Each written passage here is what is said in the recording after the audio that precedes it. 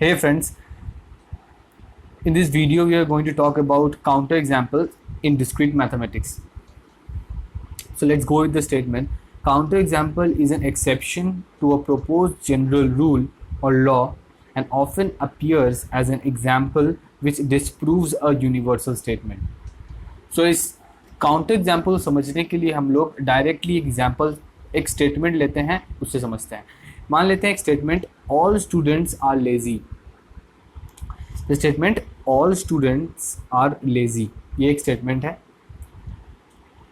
मान लेते हैं ये यूनिवर्सल स्टेटमेंट है which makes the claim that a certain property, यहाँ पर एक प्रॉपर्टी बताया जा रहा है स्टूडेंट का, that is laziness. A certain property laziness hold for all student. All students के लिए, मतलब हर एक स्टूडेंट के लिए एक यहाँ सर्टेन प्रॉपर्टी है दैट इज लेजीनेस जो होल्ड कर रहा है in this statement. Thus, any student who is not lazy, that is hard working, अगर कोई स्टूडेंट ऐसा है इसमें, या कोई ऐसा स्टूडेंट है जो हार्ड वर्किंग है, would constitute a counter example to that statement. वो एक काउंटर एग्जाम्पल हो जाएगा इस स्टेटमेंट का. Which statement? All students are lazy. तो यहाँ हम बोल दिए हैं ऑल स्टूडेंट्स आर लेजी, हर एक स्टूडेंट ही लेजी है. हर एक जो स्टूडेंट का एक प्रॉपर्टी है, यहाँ पर जो स्टेटमेंट बताया जा रहा है स्टूडेंट का प्रॉपर्टी दैट इज लेजीनेस.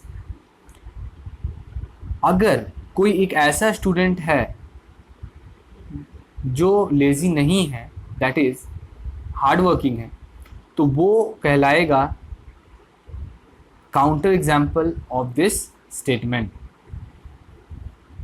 तो यहाँ से क्या समझ में आ रहा है हमें? Counter example is a specific instance of the falsity of a universal quantification. इसका मतलब यूनिवर्सल क्वांटिफिकेशन का, universal quantification that is for all हमें पता है यूनिवर्सल क्वांटिफिकेशन फॉर ऑल, उसका अगर उसका फॉल्सिटी को ही हम लोग, उसका फॉल्सिटी को जो सेटिस्फाई करेगा उसको हम लोग काउंटर एग्जाम्पल बोलेंगे. Falsity of a universal quantification is the counter example. तो इसे हम एग्जाम्पल से समझते हैं एक स्टेटमेंट लेके. Which of the following numbers is a counter example to the following claim. यहाँ बोला है क्या, एक क्लेम दे दिया, एक स्टेटमेंट दे दिया, if p is an odd prime then p plus 2 is also a prime. यहाँ पर A B C D 4 number दे दिया गया. इसमें से पूछ रहा है कौन सा काउंटर एग्जाम्पल है फॉर दिस स्टेटमेंट. तो हम लोग देखते हैं. तो 3 प्राइम है. अगर हम ए का बात कर लें, 3 पहला, 3 इज प्राइम. और इसमें अगर हम लोग 2 ऐड करते हैं, हम लोग क्या करना है, पी और प्राइम है, हम लोग पता चल गया, and p plus 2 that is 5, it is also a prime.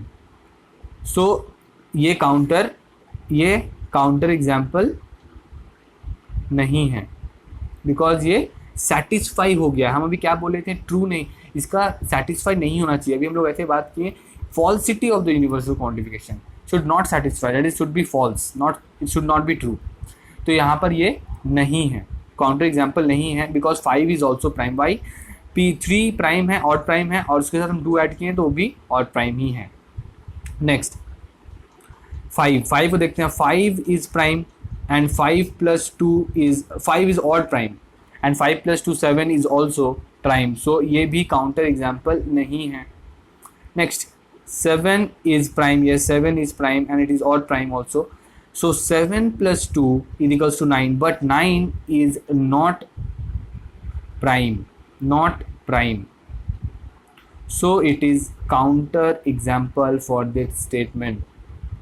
Counter example है फॉर दिस स्टेटमेंट.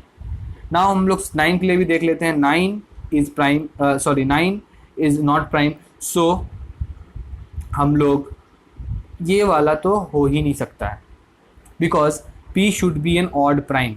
सो हम लोग ये कंडीशन को लेंगे ही नहीं, because 9 is not prime. So यहाँ से आपको, आई होप आपको समझ में आया होगा कि counter example of a statement का मतलब क्या होता है. Counter example is the falsity of a universal quantification. मतलब अगर कोई एक स्टेटमेंट दिया है वो फॉल्स हो रहा है, सेटिस्फाई नहीं हो रहा है, तो उसका वो काउंटर एग्जाम्पल होगा। सो आई होप आपको ये काउंटर एग्जाम्पल डिस्क्रीट मैथमेटिक्स में क्या होता है आपको पता चल गया होगा। अब अगर कोई डाउट हो आपको तो आप कमेंट में पूछिए। And thanks for watching.